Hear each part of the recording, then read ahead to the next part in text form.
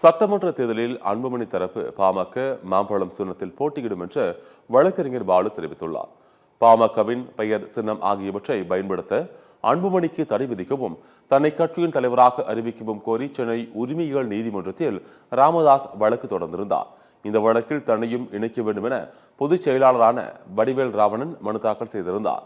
இந்த கோரிக்கையை நீதிமன்றம் நிராகரித்த நிலையில் ராமதாஸ் தொடர்ந்த வழக்கு விசாரணைக்கு தடை விதிக்க வேண்டும் என வடிவேல் ராவணன் புதிய மனு தாக்கல் செய்துள்ளார். இந்த வழக்கை விசாரித்த நீதிபதி டிவி தமிழ்ச்செல்வி விசாரணைக்கு இடைக்கால தடை விதித்தும் மனுவிற்கு ராமதாஸ் உள்ளிட்டோர் பதிலளிக்க உத்தரவிட்டு வழக்கின் விசாரணையை ஏப்ரல் 10ஆம் தேதிக்கு தள்ளி வைத்தார்.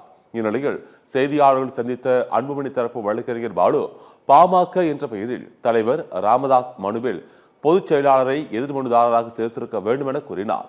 தேர்தல் ஆணையத்தின் நிலைப்பாட்டின் அடிப்படையில் அன்புமணி ராஜ்யசபா எம்பியாக தேர்வு செய்யப்பட்டுள்ளார். வரும் சட்டமன்ற தேர்தலில் அன்புமணி தரப்பு மாம்பழம் சின்னத்தில் போட்டியிடும் எனவும் தெரிவித்தார்.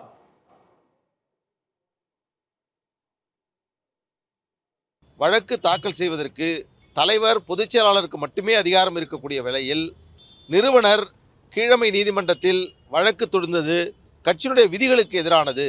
மாநிலங்களவை தேர்தலில் மருத்துவர் அன்புமணி ராமதாஸ் அவர்கள் பாட்டாளி மக்கள் கட்சியினுடைய அதிகாரப்பூர்வமான வேட்பாளராக நிறுத்தப்பட்டார். மாநிலங்களவை உறுப்பினராக தேர்தல் ஆணையம் அதற்கான சான்றிதழை 2 தினங்களுக்கு முன்பு வழங்கியிருக்கிறது. எப்படியாவது சின்னத்தை முடக்கிவிட வேண்டும் என்று அவர்கள் நினைத்தார்கள். அது தற்பொழுது முறியடிக்கப்பட்டிருக்கிறது. நிச்சயமாக இந்த தேர்தலில் பாட்டாளி மக்கள் கட்சி மாம்பழம் சின்னத்தில் போட்டியிடும்.